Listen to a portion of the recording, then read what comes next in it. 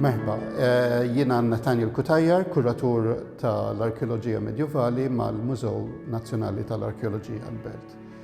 Illum se nitkellem dwar oġġett li nstab ġew fil-Palazz tal-Inkwiżitur il-Birgu u dal-oġġett hija skutella tal-porċellana Ċiniża tal-perjodu Ming. Dan huwa oġġett umli żgħir imma li fi żmien l-Inkwiżituri kien oġġett prezzjuż ħafna u ta' preġu kbir.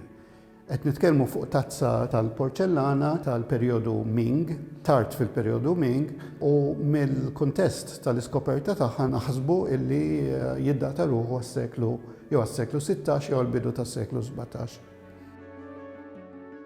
Dan l-oġġett instab waqt skavi arkeoloġiċi ġewwa l-palazz u kien instab f'15 biċċa żgħira. U grazzi għar-restawr u b'attenzjoni kbira irnexxielna naqdu mill-ġdid kważi kompletament din it-tazza.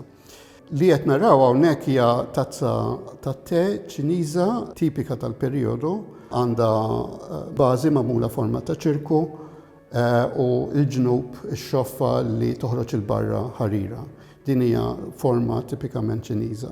Fuqu naraw id-dekorazzjoni impinġija bil-blu, bil-kobalt blu, fuq sfond abjad. Dan huwa tipikament skema Ċiniża u li qed naraw hawnhekk huma elementi repetuti kemm ta' inċensieri tal-tliet saqaj u probabbilment altari żgħar b'4 saqajn.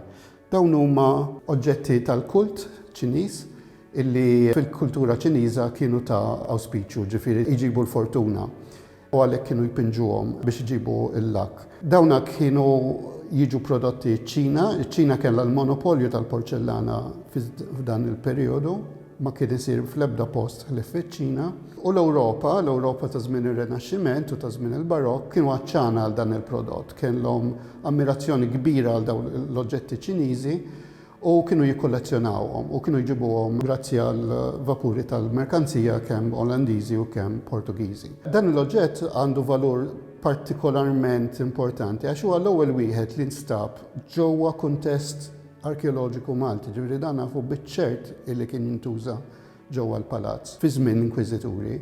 U turina kif meta aħna naħsbu fuq l-arti ta' żmien il-Kavallieri u naħsbu naturalment fil-Barokk, ma dik l-arti li llum naraw ħafna fil-knejjes jew f'ċertu palazzi, kien hemm ukoll tip ta' arti oħra li kienet l-arti orjentali, l-arti Ċiniża, dak li ngħidula xinważerie, l-istil Ċiniż.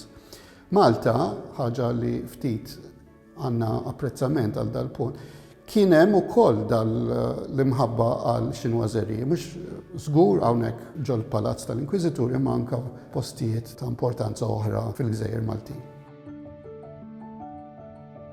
Dettall interessanti ħafna fuq dal-oġġett u illi din it-tazza tal-porċellana hija l-eqdem xhieda ta' kuntatt kummerċjali bejn Malta u ċ-Ċina.